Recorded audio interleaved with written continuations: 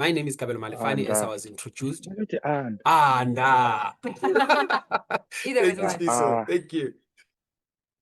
So, it's an honor for me to be in this space and just sharing some of the knowledge. As you know, we learn as we go, and some of the things we do, we really do trial and error.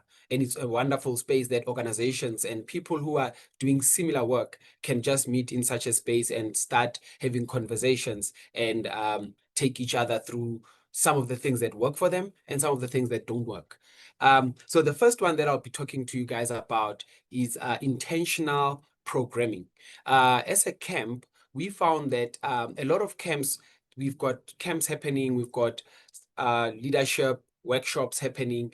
Everywhere you go, they are focusing on, we're going to play sports, we're going to make sure that our children run around the whole day. But with intentional programming, it is an instrument that we found that it is working best for us because we are working with children. It helps us to be able to plan accordingly and also meet each and every child at their level. So we make sure that no child is left behind in whatever program that we do. How do we do this? As Claire mentioned earlier on, that it will be the 5 steps to intentional programming. It is very important that we as coaches, facilitators, vocellis, tutors, teachers, we know the kind of kids we are going to work with. We definitely know that for after school programs, maybe children will be coming to our program after school, but the teachers are the ones who are struggling with the children, and the teachers will say, this child needs to go see a psychologist. It will take the government another year or 2 to provide one for the school. And then this same kid is going to come to an after school program whereby the tutor or the coach or the abuti or the ausi that is there to provide after school care program does not know anything about how to take care of learners with special needs. Sometimes children will then start misbehaving in the classes because they are not at the same level. Yes, I might be 13 years, but my level is of a child who's 8, 9. And now we're like, you need to leave my class. This child will rejoice by being told that you need to leave my class because exactly, I don't want to be sitting and listening to a class of 13-year-olds as much as they think I'm the same age like theirs, but I don't want to be sitting in a class and feeling bored. So we need to do this. So the first key, something that I hope you already know, I also saw Kula Ungobe Creative Arts, hopefully will just engage going further. How do you then say, this is my audience, I'm going to plan an activity that makes sure it meets their needs? Have you ever experienced a challenge, maybe one day preparing a lesson and finding out that somewhere in your audience, you did not meet the desired objectives that you wanted? Is there anyone who felt that in one of their sessions? No one? All right, I have one. Maybe more actually. At some point we had a camp, and we didn't know that most of the times we will say our life skills has a problem when we when kids have do their M&E, but then only to find that the problem was not the kids understanding our program, but it was how our questions were asked. They will be asked in English. Ask a kid in English and they don't understand, or they don't thoroughly comprehend what they are reading. And then we realized that we needed to have vocellis in the sessions to help the kids. So this didn't only help us with the current crop. This current crop we failed, but with the next ones, the next M&E sessions, we were able to say we are observant of kids with learning needs that need special people to read the questions to them, slowly make them understand in a language they are comfortable with, give them the options, and then the kids will then get to answer whatever survey you have. Sometimes you go to a place and you start talking to children, and maybe sometimes you say a word in Afrikaans, in Zulu or Sotho and English. And then this kid is sitting there wondering, are you ever going to say something in Afrikaans? Because I'm also struggling. So you need to be able to balance these things as someone who's working within the community to say, you must be fair, because the child will start feeling like Mike and say, I don't like your session because you just don't pay attention to me. I see, sir, is this Dimple? Oh, Dimple, okay. Dimple, yes. Did you have something to share with us, Dimple?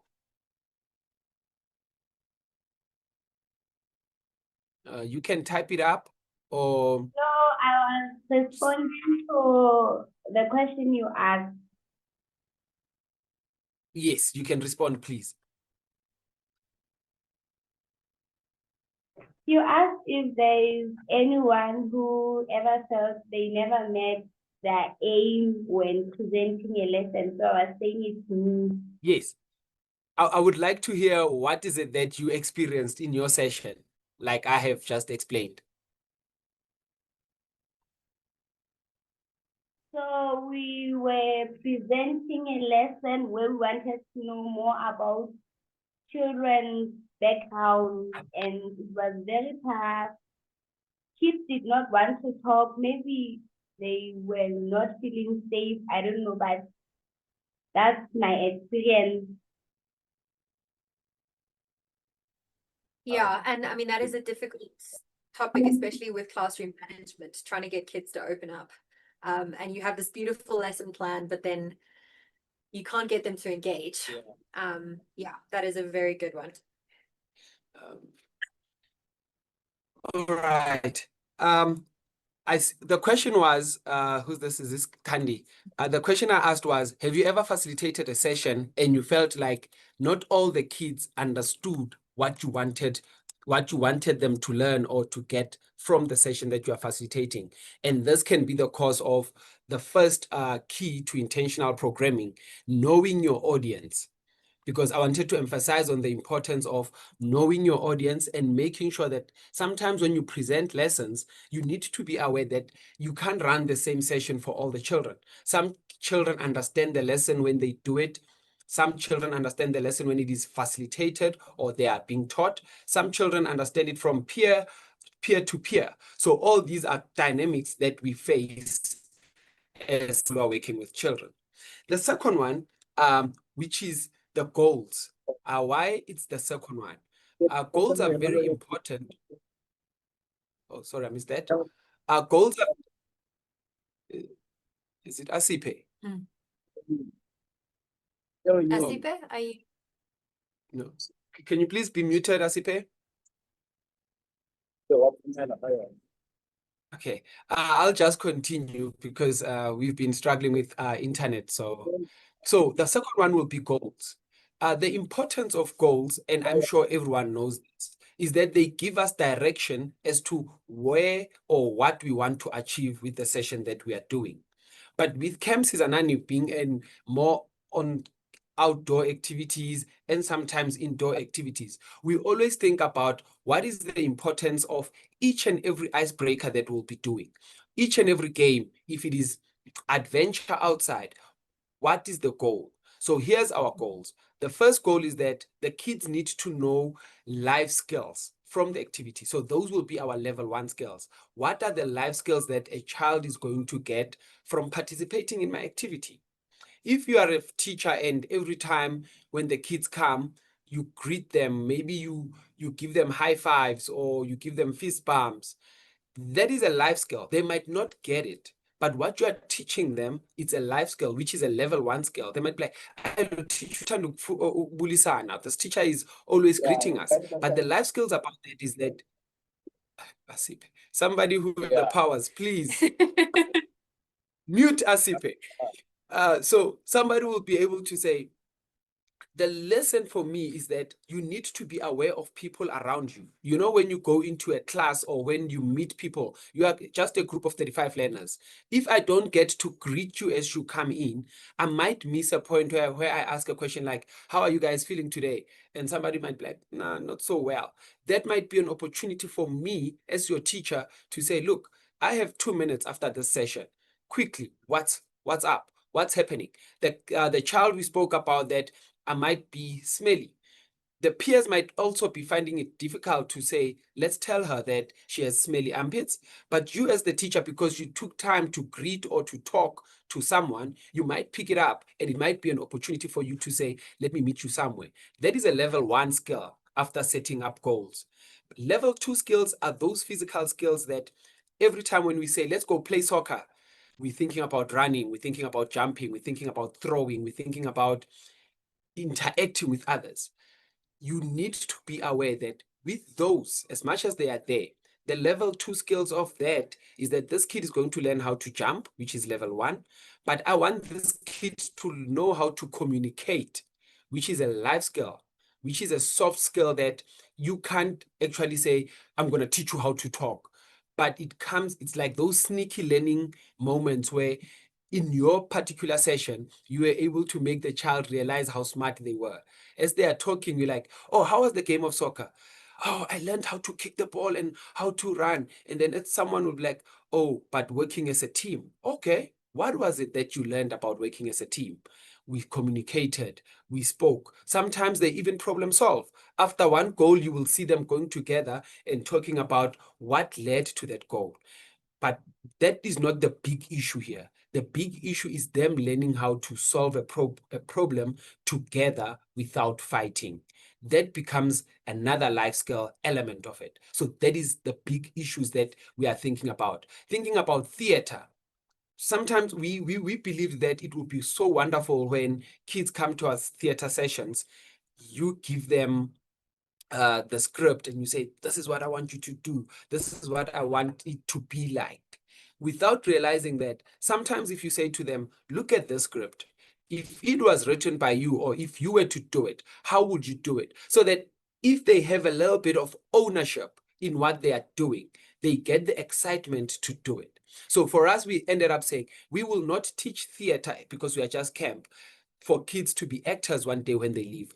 But we'll teach theater that when kids leave, they're like, I want to go out and go to groups like the theater group on here to say, I want to learn more about it. Ikula Ungobe, creative arts. I want to go there to learn more because Camps is Anani Life Skills introduced this in a fun way for me to say, oh, I thought when you speak about theater, I just need to dance, I need to act.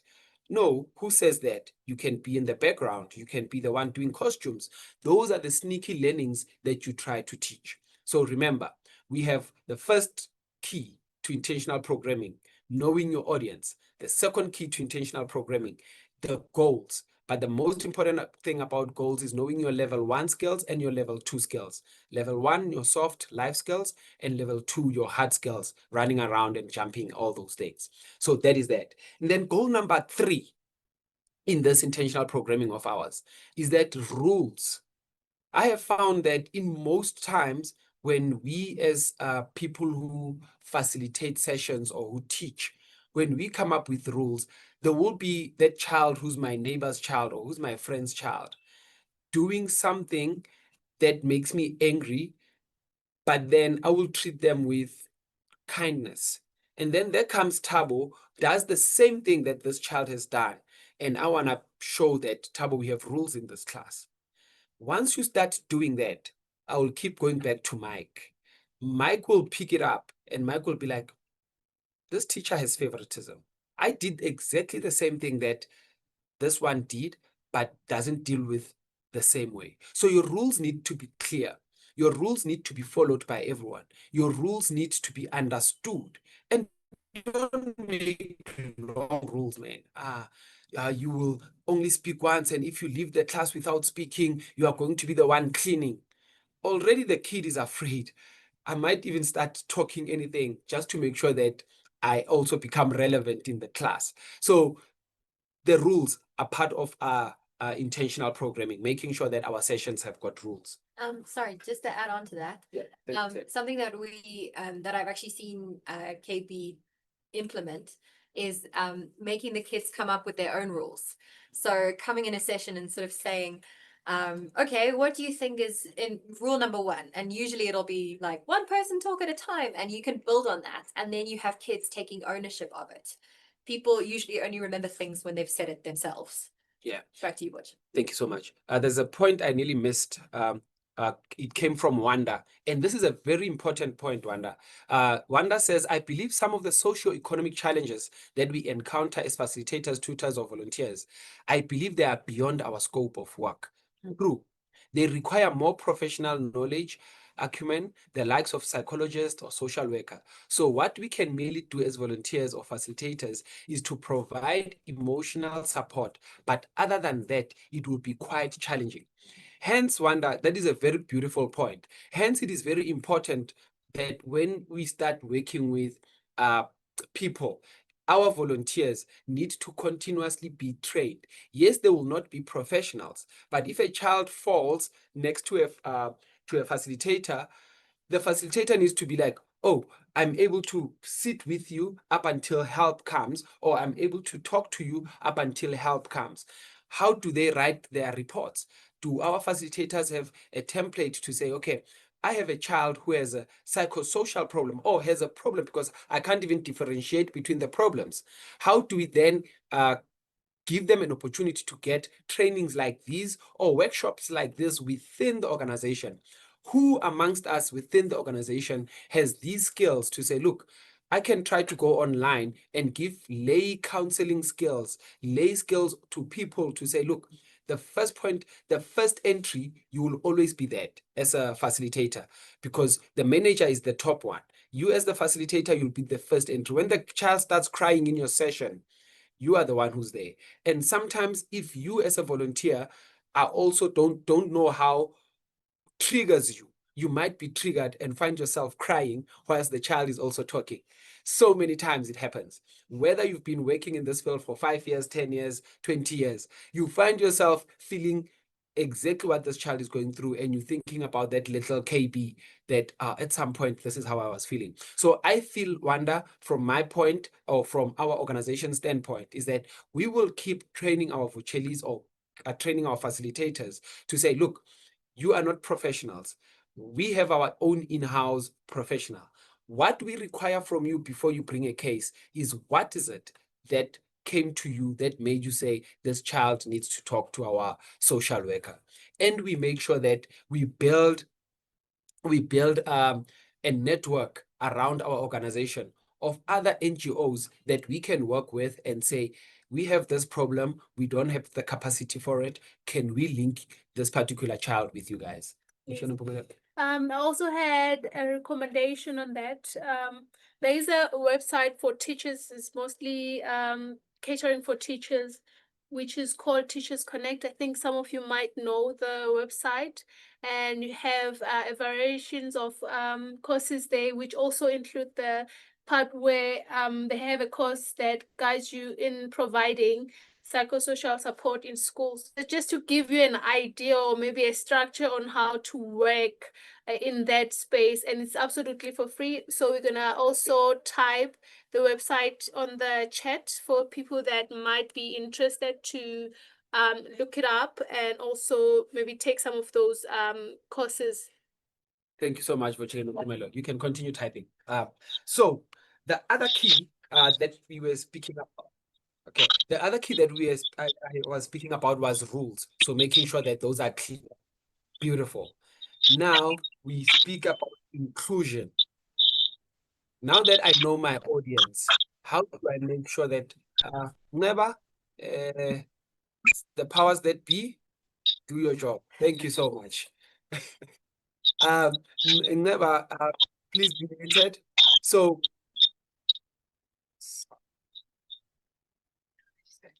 yeah, cool. Thank you. So, oh, there is a hand. Jocelyn, I see your hand. You can go ahead.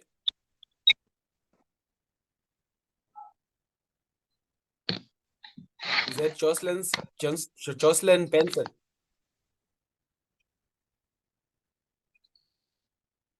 Yes, you can go ahead. Okay, we'll come back to you as soon as you are able to talk, or you can just type it up and I'll read it out loud. So we're speaking about inclusion as key number 4. The reason why inclusion needs to be part of our activities is that most of the time we play games with children, we give them marks at school, we we make sure that they know that they are winning. But what happens to those kids who are not? You know how a teacher will be the one who does the class setup and say, you sit at the back, you sit in front, or you sit where? Sometimes the kid who sits at the back, who doesn't understand a thing, might be having a problem with eyesight. And the reason they don't understand is because they are never included in decisions like, please come and sit in front so that you can see, clearly and be able to be part of the group or the broader group. So we need to make sure that as people who work with children, we are including our children in activities that we do. Sometimes we play sports and one child really cannot run around and we like, okay, you'll just sit there and watch. But there's things that this child can do. This child can be our scorekeeper. This child can be the one who says, I'm the referee. Every time I blow my whistle, there's a foul that happened. You know, sometimes we play activities where one child needs to go out. The bad thing about that game is that every time kids, you might start the game with 20 kids. Every time a kid goes out, you are left with 15, 10, 5. What happens to the rest of the group that just went out? You are missing them. And they start, if kids have idle time, they will have time to do a lot of things that will get out of hand. So you need to come up with activities that, as much as the child is going to go out, how do I include them back into the activity? You say, now that it was only my eyes watching who goes out, maybe now if you go out, we make 4 eyes. Another one comes out, we make 6 eyes. So now the group continues. Even these ones who are out know that they need to be observant and participate in your activity so that you can keep everyone within your reach. That is inclusion. The last part of this intentional programming will be reflections. I know I talk so much and I enjoy talking. If you don't raise your hand, I'll keep talking. Reflections. The importance of reflections. Anyone who wants to tell us the importance of reflections after your session? Is there a hand? Somebody typing? This will be our last key, reflection. Knowing exactly that this is an activity that I just did. These are the challenges that I saw. And these are the challenges. These are the challenges that I Sorry, Jocelyn. No problem. So these are the challenges that I saw in my session, and now I would like to do it differently in the next session. But keeping the objectives. Remember, the objectives come with the lesson plan. So we have a programs manager. We are not expecting our vocelis to say, the lesson plan was saying this and this, but I changed it when I was doing my session. And we like, were the objectives met? Did you change it on the day, or did you call us to let us know this is what you're going to change? So you need to make sure that as soon as these things happen, you have continuous meetings with, if you are a manager, continuous meetings with your facilitators or your tutors to see how you can work around these challenges so that you are able to avoid them tomorrow. Because a child like Mike, if they see you are trying to meet them halfway, I think they also will try to play their ball. But if every time Mike is a problem and we don't come up with solutions, Mike will always be a problem up until you quit or you leave the session. So that was the first 1.0 of making intentional programming and making education relatable to children that we work with. Beautiful. It checks whether the children have retained what has just been learned. And I just explained it. Thank you so much, Jocelyn. Another one says, this is from MCC. I would like to know your name. MCC is participating so well. To see how much they have understood, what were the difficulties and approach was it related to them. Improves the learning and increases self-awareness and personal growth. And don't be afraid as a teacher or as a tutor or as a facilitator to also reflect, peer reflections. If you are co-facilitating, to ask, how did I do? Because that's the only way we can grow. If they give me good points, I take them. If they gave me bad points, I should also be able to take those bad points and say, okay, cool. Next time I'll try to do this and see how I do better. Thank you so much. Oh, that was from Mission Vale Care Center. Now, we go to the exciting slide. Last one, I'm going to read this, I promise. Reflections are vital for any organization or company. Reflections provide an idea or an informed decision to assess No whether wonder what it's here. we And are no wonder it's that of this meeting. Okay, Wanda. Whether what we are doing is effective or not. Are the programs, activities offered relevant to the socio-economic challenges? Are we addressing the objectives laid out in the beginning? It's very crucial. I've been hearing this socio-economic so much on the timeline, and it is really indeed a thing that is affecting all NGOs.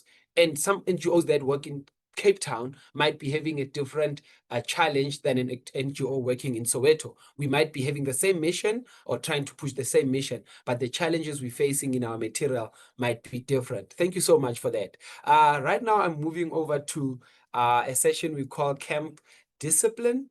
And to us who've long finished with school, you will remember the days where we got disciplined thoroughly and you don't know how to sit for a whole week. That was discipline, right? My people, are you here? The ones with a little bit of gray. Yeah. That we called discipline. But as we grew, we got to understand that, no, man, this definitely not. And sometimes, unfortunately, the problem with that was that this sort of discipline will then become generational. I will take it to my house. My kids will take it to their own kids. And if it doesn't stop, it will be something that goes on and on and on. So the difference between the two is that punishment is simply an act of trying to get even with the child. You make noise in my class. If after hitting you, I'm going to feel better, I'm definitely going to hit you. But that is punishment, and we don't encourage it in any other way. You make noise in my class, go out. You don't want to learn, so go and sit outside. What am I going to be sitting outside and doing? So these kids need to now learn, how am I going to approach this teacher tomorrow now that I missed half the lesson or I missed the whole session? So we are not going to be getting even with any child.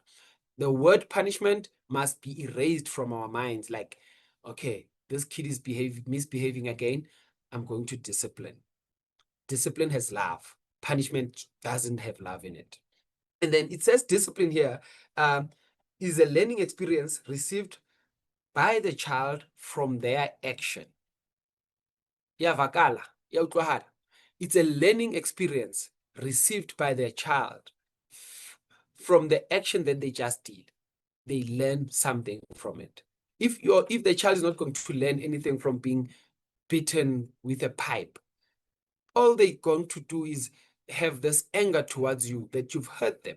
So we are trying to say, how can we then build a camp environment or a youth club environment that children know that they are safe, even if they misbehave, there is a safe way, a loving way that is going to be able to help them. Is that you? Okay.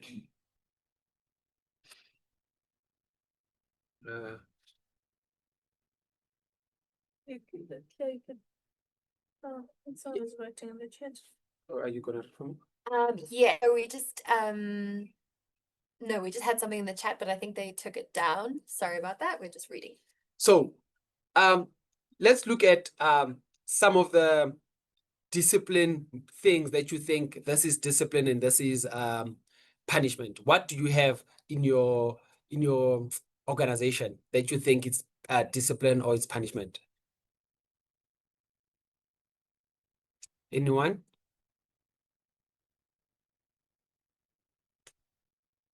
Okay, just think about it. Things that you do in your organization. Consequences for bad behavior. Jocelyn, what consequences? I would love to know the consequences. Then I'll be able to say that is definitely discipline. But yeah, there should always be consequences. We sometimes go to camp and a child has anger issues. And how we address this is that as much as we want to help the child, but this camp will not be a safe space for all the other 149 children. Because what happens if this child takes a scissor, stabs another one in arts and crafts? or takes a rock whilst we're hiking and knocks somebody down if they get angry. So you need, now that I know my intentional programming, when these kids come to camp, I already know that I've got kids with certain behaviors that will need to be monitored. But also, if a child is misbehaving in my class, the importance of having co-facilitators is that it doesn't have to take from you as a facilitator to be the one who says, I need to talk to you, you are disturbing my session. Because as soon as you do that, you are disturbing the session for the 20 other kids who are here to learn. But if you say, Claire, may you please talk to Nompumelelo regarding this behavior? Claire is able to talk to Nompumelelo outside for like 5 minutes. That does not have to end there though. What we do is that as soon as we speak to children about their behaviors, if it is a continuous thing, discipline allows us to continue the process, to even check further as to why is this child doing that. There we go, my favorite one. Wow. Bolao says discipline is redirection. Exactly. You read my notes, man. We'll talk about that in a few seconds. We sometimes use timeout and give the child time to reflect on their behavior. It has been working as they end up coming to the facilitator to apologize and say what they are apologizing for.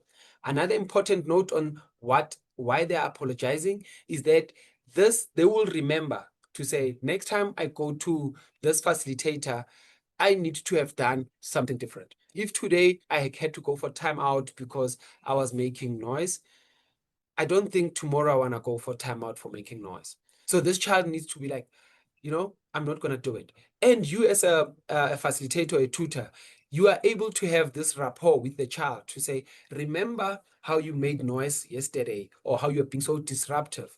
Remember the following day to congratulate the good behavior.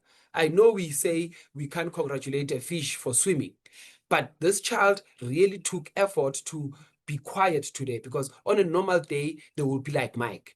But today they did good. Talk to this child and say, I loved your behavior today. Keep it up. This child will see that as a facilitator, you are not only focusing on the bad that they will always do, but you're also focusing on some of the good stuff that they definitely will do. Your children, prevention tips or things to think about. Do they understand the behavior expectations in the class or within the center itself? Do they understand what is it that you want? Are you as the facilitator enforcing the rules correctly and consistently towards all the children? Another one, are you overreacting just because it's Nompumelelo who's doing this? You must also be able to check yourself. Are you too tired? And are you the problem? I know that is a difficult one as an adult to say, am I the problem? Why is everyone else fine with this class? But every time I come to this class, I have a problem. Maybe the problem is that you come into this class every time after lunch, or you come into this class immediately before lunch and everyone is too hungry and all that. We are using generally positive discipline where the good behaviors are emphasized and acknowledged. This helps with preventing bad behaviors. Thank you so much. I have another one that I saw from my kids' school. That point came from Kathleen. Kathleen, sorry if I said it wrong. My kids' school, they will be given a book, these small books. And every class they go to, the teacher will have to write a note to say, kid behaved today, kid did well, asked questions. And this book needs to be taken home so that you as the parent, you get to see all the things the teachers are saying about your kid. And you can also write a comment or just sign to say you have seen it. Should you notice, sorry for that, should you notice something, you are able to come back to the child and say, look, you have been doing well. You are going to have this book for a week. But how about you behave better for like 3 months, for like 6 months, for like a year? And this is the last time you hold this book. You as a parent, your parents need to know that they are also part of building their children's lives. So don't be afraid to engage with parents. I remember a point that I saw earlier on about somebody who is a young parent and might not even know how to take care of themselves, yet they have to take care of their own kid. having workshops for parents to say, how do we then help you or build you so that you can take care of your child better, so that your child does not become a problem to other people. So did poor organization contribute to the problem? Talking about poor organization, we are talking about your session needs to start at 1. But at 1, you are running around looking for a chalk. At 1, you are running around looking for a slide or a projector, something that will help you do your session thoroughly. So you need also to be like, when you do your own reflection, thank you so much, you need to be paying attention to yourself to say, I am ready. I need this. Take yourself through the steps, everything that you need, and say, by the time the children come, my classroom management style will be up to standard. I'll pass this. Now, discipline techniques that work. These are different from person to person or from group to group, but these are some of the things that work for us as Camp Sizanani Life Skills. The best action is to discuss the situation with the camper or the child in a private conversation. If you are angry as the facilitator, acknowledge the behavior and then cool off before approaching the child. Because remember what happens when you pull a rope, it becomes like a tug of war. Both of you now start pulling this rope, and if nobody drops it, this war is gonna go on the whole day, even tomorrow, even the next day. So in your head, in your mind, when you're thinking about your own emotions, as soon as you start realizing the back and forth between you and the child, ask yourself, am I getting angry? Am I being pushed to my limit? Let me cool down. So that by the time you come back to the child, you say, hi, earlier on what you did, I really did not like or take lightly, but because you are such a smart kid, I wanted to discuss it with you out of class. Because sometimes kids feel like if you talk to them in class and they see their peers and they start standing up and all bunking up and like thinking they can talk back, they feel like they've made a statement to their peers to say, I stood up to the teacher. Did you see that? He even chased me out. And I was like, yeah, I can go. I don't care. But if you go to them privately, they see the respect that you put in making sure that they understand that their behavior is something that was not warranted. Make sure that you can define the poor behavior specifically. Do not focus on the one that you think they did now. If you have 3 things, make sure you focus on those 3 things. Make sure that this child knows that I did this, and I did that. Don't be like, remember last week. So teacher, why didn't you talk about this last week? Because if you had spoken about it last week, maybe I would not be able to do it today. Make sure campers know that what behaviors are acceptable and also be able to discuss these behaviors and solutions with them. You know, somebody mentioned that if children come up with solutions, they become empowered to say, I make problems and I'm the one who's going to decide on the solution. One child at one organization was facilitating. I was told that this child is very dangerous and he likes stabbing people and all that. But guess what was what were they calling the child? Umagwaza, like stabber. And I'm like, what's your name? There's no way for me as a facilitator, I'll be calling you stabber because you stab people. What is your name? And I said, but you've got such a beautiful name, Piwe. Why do you have to now have this ugly name that is called Magwaza and your behavior is associated with it? People are afraid of you, but when you talk in class, you are speaking sense. I asked the class, can we now start calling Spiwe with Spiwe? Because now you are associating your name as a gift, not your name as this bad boy. Because now, because you are given a bad boy nickname, you want to live to that standard. So sometimes these kind of offline talks are able to help us come back in class and say, let's focus. We had to even say to Spiwe, look, we use petrol to come to the center. We pay volunteers to come facilitate. If you disturb a session and they only have 2 hours, they end up not having done their job. And that is not fair on your peers that are here. What do you think we can do better next time? You know, Pure now is coming up with suggestions. Let me not sit next to my friends because most of the time they are the ones who disturb me because they know I talk a lot. So we're thinking of solutions, but also making sure that we understand the situation that is happening. Sometimes we discuss, we say things once. If you re-emphasize on what the child is saying, or making the child re-emphasize on what they are saying, what they are hearing from you, it makes them not to forget. And that is what I wish we could all do, to say, remember when we spoke, what did I say? The child is able to say, you said 1, 2, and 3. And then you say, how did you respond to that? I don't think anyone will forget something that has been emphasized to them for so long. Lastly, some children respond better to negative consequences, whilst others respond better to rewards or positive reinforcement. Negative consequences might be calling your mom over for a quick meeting, calling the supervisor now to say, I'm escalating this matter to my supervisor to be the one who talked to this child. Remember, facilitators, if there's facilitators here or tutors, it is not your duty to be the one dismissing the child from the organization, but it is your responsibility to report anything. Do not say this is a small issue.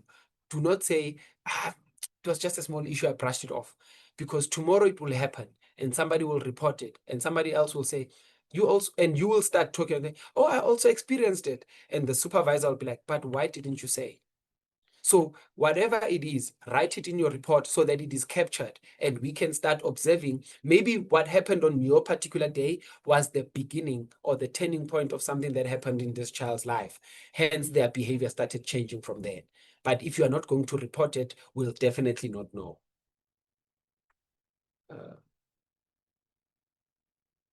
We spoke about timeout. I love this one of stop right there.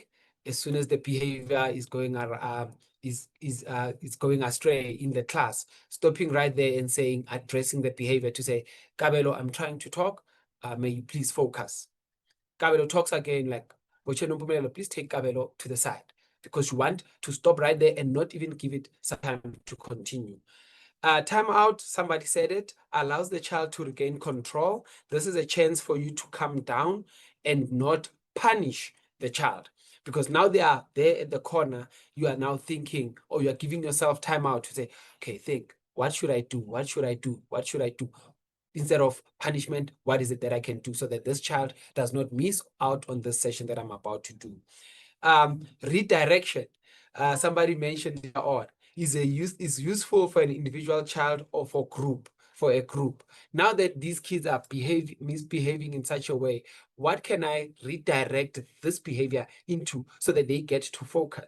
Sometimes I saw this modern day teachers, I love what they do in class. I will see other teachers talking about 1, 2, 3. When they get to 9, they don't say the number 9, they say Kaizer Chiefs, or they will say today's date is the Pirates of the, is the second. So teachers are now making it fun for the children to say, oh, we're talking about soccer a little bit, which is something that I love. But the sneaky learning part of it is that today we'll be doing numbers. Hence, the teacher did that diversion to say, let me put this in. So if you find out what your class likes or loves, make sure you also get to bring it. Sometimes that can be something that you take away from them, to say, look, I don't know, you want to do a TikTok video. I saw TikTok videos trending with teachers. But because you are not behaving, you're not giving me, I'm also going to take that away from you guys. Suggest or initiate an alternative activity to redirect behavior in a positive direction. Remember, don't yell at children. Separate misbehaving children and deal separately with them. Because as soon as you say, I want to speak to the whole class, some kids don't deserve to be punished with the ones, or disciplined with the ones that are getting disciplined now. They don't deserve to miss out on activities that are being done because of one child. Recover your sense of humor. If you are a facilitator that has it, one child can really mess your mind up and you forget, and you now start to be a facilitator that you are not, and the kids now don't understand you because they know in your sessions there is that little sense of humor that makes them feel at ease every time you facilitate. Tell the child that you are upset with their behavior, but you are not upset at them. Because if you are able to differentiate the two, to say, I'm upset at the behavior and not at you, because I know you as a child, but this behavior that you presented today is something that does not. So I'm really upset at it. Let's talk about it. How can I help you that when you feel angry, you don't just lash out at other kids or you don't just swear? How can we talk about that? Remember when I told you about pulling the rope? Do not get into struggles where you think both of you should win, because there will never be a win. You as the adult, just drop the rope, the child will pull alone. But if you continue pulling, the child will also pull. So remember, drop the rope. Ask yourself, as soon as you go to it, that to and fro with the child, am I pulling the rope or am I letting go? Consequences for inappropriate behavior must always relate to the action. Remember when we spoke about the audience and we spoke about the rules, the intentional programming rules, we said the rules need to be fair to everyone. So if one child said the tsek word in class and another one says it, the consequence needs to be the same. And then we'll always have a beautiful a class session. If the behavior continues, ask your supervisor for help. Remember the impact on the group or staff. A campus behavior is not a reflection on your ability. Okay, I see something. Oh, no and problem. Zuko has a question. Zuko has a question. Yes, let me not continue. Go ahead, Zuko. Thank you very much. Thank you very much. I've just got a small question when it comes to the balancing act and maintaining that equality in the class. Sometimes you would be working with a group and you'll pick up that the energy is low and you're trying to get the energy up and to sort of like get the participation and focus back. And that means that you might need to introduce just a small icebreaker or sometimes a joke to, just liven the mood a bit. But now I'm trying to establish now when it's the learner who takes that initiative sometimes, because you also mentioned that sometimes it's important for you to address the behavior that is out of line, so to speak. So now when it's the learner who introduced something that was playful as a means of sort of getting the energy back up, how do you maintain that balance? Awesome. That's a beautiful one. We have probably seen it where class teachers will say, you are the one who's writing the kids' names today. And most of the time, the people who are writing the kids' names who are making noise will be the noise makers themselves. So the teacher will be like, in order for Kabelo not to noise today, Kabelo is the one who's going to write the list. But looking at these kind of children who are like, okay, I'm really feeling tired. Decide, do you still have time in your session to say, Kabelo, you will give us a song at the end of the session? Should you just listen for me, just wait for me to finish my session? Or Kabelo, you will give us an icebreaker towards the end of the session. If you guys sit still and listen to me, continue with this presentation that I'm making. So already now that you are aware of these kind of children and their powers, not their powers, but their talents, you are able to say to them, look, here's a bargain for us. You behave in my lesson, I get to give you an opportunity to perform for the class. How is that? This will give you an opportunity to go back home when you do your lesson for tomorrow to say, how can I include Kabelo? Even if it is not today, I might say to Kabelo, on Friday, I want you to start the session that I will be doing, but I want you to do a game. Which game are you going to do? Let's talk about the game. How can I help you? So now Kabelo is looking forward to Friday. But also, what Kabelo is not aware of is that it's Monday today. And you are saying to Kabelo, behave till Friday. Because if you do something wrong within this period, you might not get the opportunity to do that exact thing that you want to do for the class. So yes, if the class gets to be having that stagnant period, you can ask the children to say, who has an icebreaker? Or you can come up with one. Sometimes people don't know jokes. You are just a facilitator who's there to render a service. You don't know a joke. It is okay. Don't feel bad. Sometimes just surprise the kids. Come up with a game. Ask them if they remember some of the olden games we used to play. Sometimes come with a speaker. Play a game where when the song stops, somebody finds their chair. Whatever you want to do, as long as you are not going to miss on the objectives of your lesson. Thank you so much for that question, Zuko. Remember what I said earlier to say, a child's behavior is not a reflection on your ability as a tutor, as a teacher, as a facilitator, as a vocheli. It is not a reflection on that. Hence, we made that example with Mike to say, to one teacher, Mike can be this problem child. To another, Mike can be this angel. Hence, when we sit together as facilitators, I might actually ask you, how are you getting it right with Mike? Because it is not a reflection of me. It's just a matter maybe of how the other teacher approaches Mike.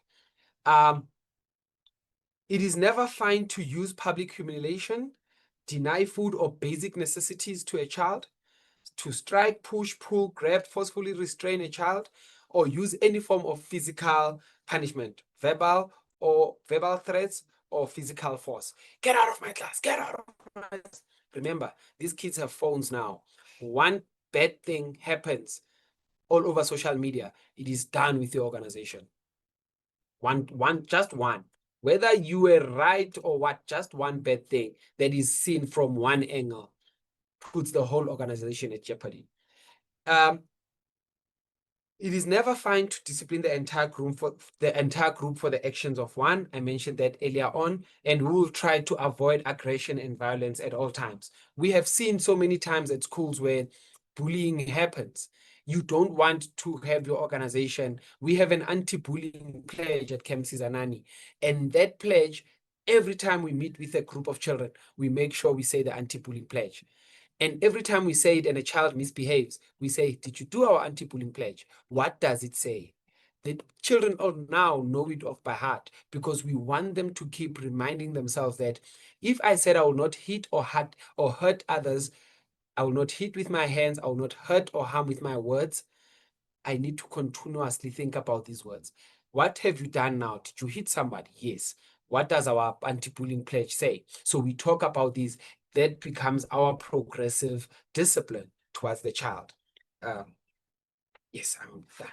So progressive discipline is the process we use to formally address the behavior of a camper who continues to cooperate. And we are hoping that with this, we were able, as Camp Sizanani, to give you guys some insights into some of the things that you can start introducing to your own organization. Thank you so much. And as we continue in community development, I hope to be a part of some of these sessions. Thank you so much.